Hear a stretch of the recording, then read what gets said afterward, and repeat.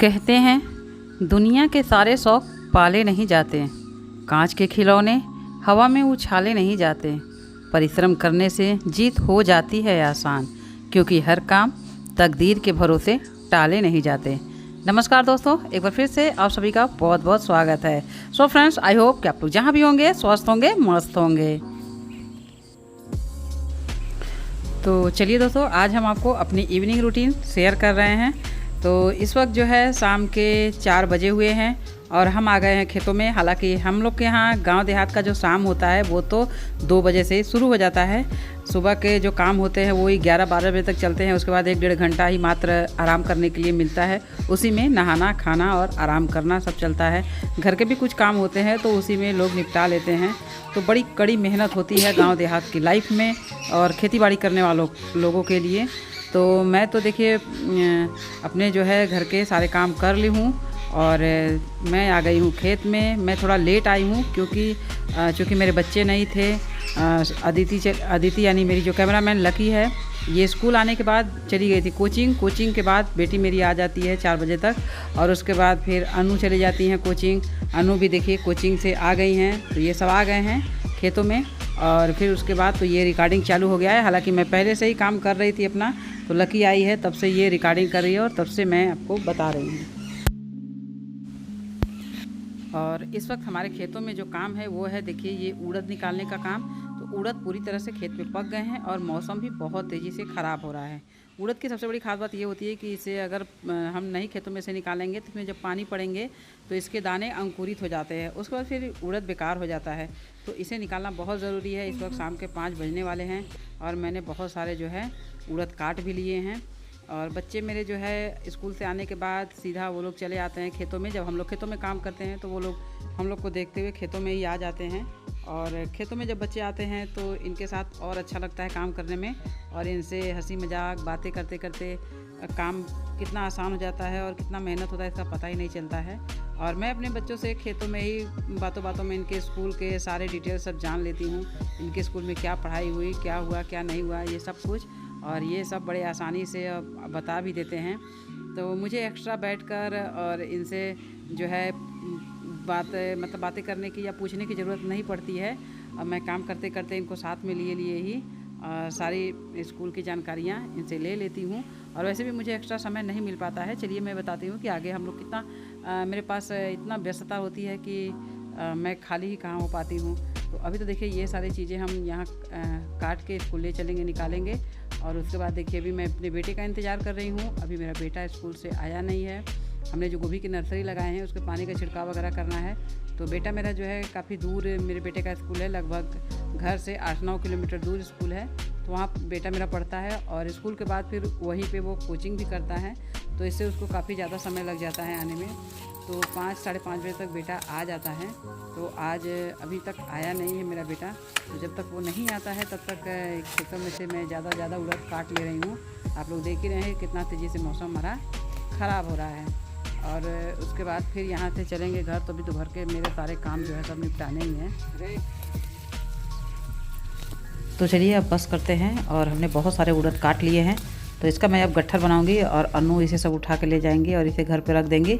फिर हम इसमें से जब समय निकलेगा तो हमारी सासू माँ है वो धीरे धीरे इसके फलियाँ सब तोड़ेंगी। तो आपके जो घरों में की दाल पहुँचती है वो तो उसे बहुत मेहनत से जो है बनाया जाता है। अभी फलियाँ तोड़ेंगे, उसको धूप में सुखाएंगे, उसके बाद उसे अच्छे से पीट के उसके दाने निकाल के उसको फिर ओसा के और फिर उसे जो है दर के दाल बनाते हैं। तभी तो बहुत लंबा उसमें प्रोसेस चलने वाला है। तो ये लिखिए उड़द तो हम काट लिए हैं और ये इसके हम गट्ठर बना दे रहे हैं। अन्नू इसे ले जाके सब घर में रख देंगी छाँव में। तो अब ये तो धीरे धीरे कल तक टूटेगा। तो चलिए अब ये खेतों से मैं काम इसका बंद करती हूँ और अब चल रहे हैं जो हमने नर्सरी लगाए थे उस नर्सरी को देखिए दिन में धूप थी तो इसमें थोड़ा पानी का छिड़काव करेंगे। और शिवम फाइनली आ चुका है। तो शिवम ने इसमें पानी ले आए हैं। ये दवा छिड़कने वाली मशीन है तो इसी के फुहारे से ही इस पर हम पानी का छिड़काव करेंगे, नहीं तो जो बीजें हैं वो ख़राब हो जाएंगी। तो इस पर स्प्रे करने से जो है मिट्टी हटती नहीं है और बीज भी अच्छे से नमी सोख लेते हैं। तो इसी से जो है इसका जो है डेली शाम को हम छिड़काव करते हैं जिससे कि हमारे जो पौधे हैं अच्छे से निकले, नर्सरी अच्छे से निकले गोभी की। तो ये प्रॉपर करना होता है। तो अच्छा, ये सब करने में बच्चों को भी बड़ा मज़ा आता है, वो भी उनको ये सब करने में अच्छा भी लगता है और वो साथ में ये सब देखते भी हैं, सीखते भी हैं। तो बगल में अन्नू की भी नर्सरी है, देख रहे हैं, छोटी सा नर्सरी अन्नू अपना लगा के तैयार की हुई है और वो कब से जिद कर रही है कि उसकी नर्सरी में भी पानी डाला जाए। तो चलिए भाई, उसकी भी नर्सरी में अब पानी डालने का काम शुरू हो गया है। तो बहुत सारे लोग कहते हैं उनके बच्चे काम नहीं करते हैं। तो दोस्तों देखिए, मैंने एक बार फिर कहती हूँ कि जो आप काम करेंगे तो बच्चे आपके पास ही रहेंगे, वो भी आपके साथ ही सीखेंगे। तो बेशक हमारे बच्चों को मैं नहीं चाहती कि लाइफ में यही करना पड़े, लेकिन अभी जो हमारी लाइफ है वो यही है कि खेती बाड़ी। तो हमारे साथ बच्चे सीख रहे हैं तो कम से कम उनको इन सब की चीज़ों की जानकारी रहेंगी। तो खेतों के काम हो जाने के बाद हम लोग खेतों में से ही जो साग सब्जियाँ हमें बनानी होती है वो लेते हैं। तो अभी घर नहीं गए हैं, यहीं से साग सब्जी सब लेते चलेंगे, ताकि दोबारा घर जाने के बाद जो हम घर का काम करने लगते हैं तो फिर ये छूट जाता है। तो यहाँ से मैं ये सब्जियाँ वगैरह सब लेते चल रही हूँ। तो सब्जियाँ भी हम तोड़ लेते हैं और उसके बाद सीधे चलेंगे घर। तो फाइनली हम सब लोग खेतों का काम निपटा के आ गए हैं और बहुत तेज़ी से अंधेरा होने वाला है। आज मैंने किचन का कोई भी शूट नहीं किए हैं, तो आज मुझे थोड़ा सा और एक्स्ट्रा जो है काम करना पड़ेगा। ऐसे जब मैं किचन का शूट करती हूँ तो बच्चे आ जाते हैं स्कूल से, तो उनके लिए थोड़ा सा नाश्ता पानी हो जाता है। तो बच्चे आए हैं और सीधे चल दिए हैं मेरे साथ, खेतों में सब काम कर रहे हैं। तो बच्चे भी कोई नाश्ता वगैरह नहीं किए हैं, तो मैं झटपट से ये गाय लगा लेती हूँ। गाय के दूध निकालने का काम जो है शाम को मेरा होता है अक्सर करके, क्योंकि शिवम के पापा जो है उनको कहीं जाना होता है डेली। तो वो तो मैं कभी आपको बताऊँगी। वो स्कूल से फिर सीधा वहीं चले जाते हैं, तो उनको आते आते काफ़ी रात हो जाता है। तो इधर गाय और इसके बच्चे दोनों चिल्लाते हैं दूध के लिए। तो ये वाला काम मैं ही निपटाती हूँ शाम को।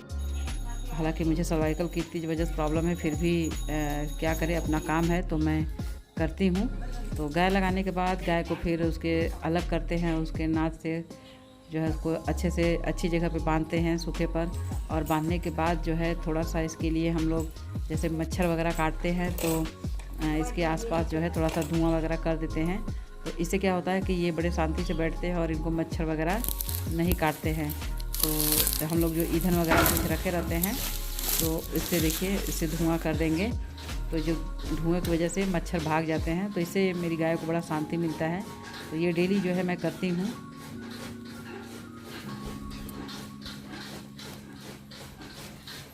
थोड़ा सा आसपास आग जला देने से कीड़े मकोड़े भी नहीं आते हैं। तो इधर का काम भी मैंने निपटा लिए हैं, गाय का भी काम पूरा हो गया है। अब खेतों के काम हो गए, इधर से गाय का भी पूरा काम हो गया है। तो अब सीधे चलेंगे घर में और ये साग सब्जियां जल्दी जल्दी तैयार करते हैं। बच्चों को लग जाता है भूख, क्योंकि वो स्कूल से आने के बाद जो है, अगर मैं नाश्ता नहीं बनाई रहती हूँ तो उनको भूख बहुत जल्दी लग जाता है। तो कुछ उनके लिए भी एक्स्ट्रा सोचना पड़ता है। तो खाना बनाने के पहले मैं उनके लिए थोड़ा सा कुछ नाश्ता बना दे रही हूँ, क्योंकि अगर मैं नहीं नाश्ता बनाऊँगी तो बच्चे चिल्लाने लगते हैं खाने के लिए और उनका पढ़ाई पर ध्यान भी नहीं रहता है। तो बच्चे सब पढ़ने बैठ गए हैं, तो मैं सोच रही हूँ उनके लिए थोड़ी सी ये पकौड़ियाँ वगैरह तल लूँ, जिससे वो खाएंगे। और जब वो थोड़ा सा नाश्ता कर लेंगे तो वो 2-2.5 घंटे तक बैठ के आसानी से अपनी पढ़ाई करते हैं और मैं निश्चिंत होकर फिर खाना बनाती हूँ। इससे उनका थोड़ा सा नाश्ता भी हो जाता है और उनकी थकान भी मिट जाती है। तो थोड़ा सा उनके लिए बनाना पड़ता है। तो ये बच्चों के लिए देखिए, बच्चे पढ़ रहे हैं और मैंने इनको नाश्ता दे दिए हैं। ये लोग अपना थोड़ा सा नाश्ता भी कर लेंगे और 2-2.5 घंटे तक तो रेगुलर पढ़ेंगे। और अब मैं निश्चिंत होकर खाना बनाऊंगी, नहीं तो ऐसे बार बार इनका ध्यान जो है, इनको भूख लगा रहता है तो बार बार इनका ध्यान खाने पर ही रहता है। इस वक्त शाम के 7 देखिए बज चुके हैं।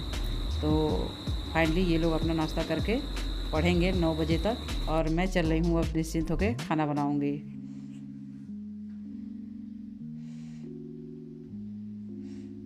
तो देखिए दोस्तों, हमने जो है खाना बना के तैयार कर लिए हैं और अन्नू पढ़ते पढ़ते ही सो जाती है। ये देखिए अन्नू जो है, देखिए अन्नू का आँख देखिए, अन्नू सो रही थी। तो हमने अन्नू को खाना खिला दिए हैं और मैं इसका जो है सारा कॉपी किताब सब समेट रही हूँ। ये डेली का काम होता है।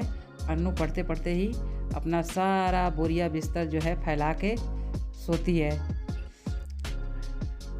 तो मैंने खाना जो है फाइनली बना लिए हैं। तो लास्ट में अनु दूध जो है पी के और वो सोएगी। और ये अनु दूध भी नहीं पीती है, ये दूध के लिए बहुत नाटक करती है। तो मुझे तो आधा घंटा इसके साथ लगना पड़ता है इसको दूध पिलाने के लिए। देखिए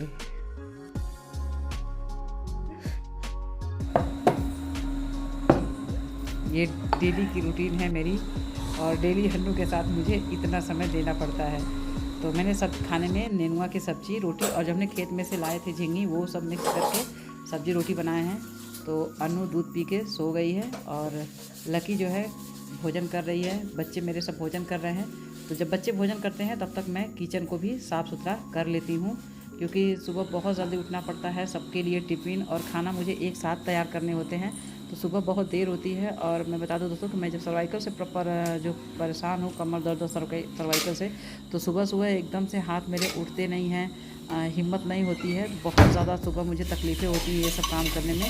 तो मैं रात को ही जो है सब चीज़ें निपटा लेती हूँ। तो किचन वगैरह को एकदम फाइनल करने के बाद बर्तन वगैरह भी सब मैं धो लेती हूँ।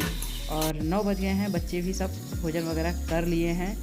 तो मेरा भोजन और अनु के पापा का रह गया है। तो मैं ये बर्तन वगैरह धुलने के बाद फिर मैं जो है नहाती हूँ, क्योंकि खेतों में काम करके फिर जानवरों का काम करके और ये खाना बनाने के बाद गर्मी में फिर मुझे बहुत जो है ख़राब लगने लगता है। तो बिना नहाए ना मुझे नींद आती है और ना ही मुझे कोई खाना अच्छा लगता है। तो फाइनली मैंने नहा भी ली है और इस वक्त 10 बज गए हैं। तो मैं खाना निकाल रही हूँ। तो लास्ट में हम खाते हैं, हम और अनु के पापा। तो हम लोग भोजन करने के बाद जो है भोजन करने के बाद फिर जो भी रोटियां बचती हैं वो मैं सब ले जाती हूँ लास्ट में अपनी गाय को खिलाने।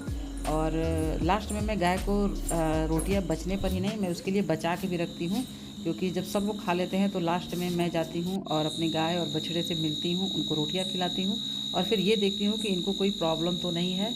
उसके बाद फिर मुझे जाके शांति मिलती है।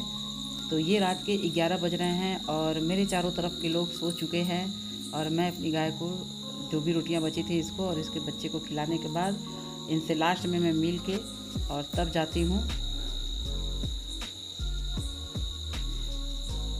तो ये मेरा जो है डेली रूटीन है। बिना इनको खिलाए मुझे चैन नहीं पड़ता। अगर रोटियां कम पड़ जाती हैं तो मैं नहीं खाती हूँ और मैं उसमें से रोटियां निकाल देती हूँ, और नहीं तो मैं एक्स्ट्रा रोटी बना लेती हूँ। कभी कभी हिम्मत नहीं करता है एक्स्ट्रा रोटी बनाने का, तो मैं कम खाती हूँ और अपनी रोटियां इस लोगों के लिए छोड़ देती हूँ। ये मेरा डेली का काम है। बिना इनको खिलाए मुझे चैन नहीं आती है। तो लास्ट में मैं इनसे मिल के और फिर चलती हूँ अंदर। और उसके बाद फिर दोस्तों बच्चे सब लोग सो जाते हैं। तो मेरा ये सारा काम जब निपट जाता है तब मैं बैठती हूँ और फिर मैं आप लोग के कमेंट्स पढ़ती हूँ। कमेंट्स पढ़ने के बाद यहाँ पे मैं आप लोग को रिप्लाई देती हूँ। उसके बाद मैं वीडियो की एडिटिंग भी करती हूँ। तो ये सब करते करते मुझको लगभग 1-1.5 कभी बज जाते हैं। तो जब मैं सर्वाइकल से बहुत ज़्यादा परेशान हो जाती हूँ और दर्द नहीं मैं सह पाती हूँ, तब मैं ये मोबाइल रख देती हूँ। लेकिन कोशिश मेरी यही रहती है कि मैं आप लोग के कमेंट्स पढूँ और ज़्यादा से ज़्यादा आप लोग के रिप्लाई दूँ। आप लोग कभी चेक भी किए होंगे कि मैं जब भी आप लोग के कमेंट्स को लाइक और कमेंट करती हूँ तो रिप्लाई करती हूँ, तो वो 10 बजे के बाद ही करती हूँ। तो मैं 10 बजे के बाद ही खाली होती हूँ। बच्चे वगैरह देखिए सब सो गए हैं। तो चलिए दोस्तों, ये थी मेरी आज की रूटीन। आप मुझे कमेंट करके बताइएगा कि आपको ये रूटीन कैसा लगा। चलिए मिलते हैं आपसे बहुत जल्द अगले वीडियो में। टेक केयर, बाय बाय, अपना ख्याल रखिए।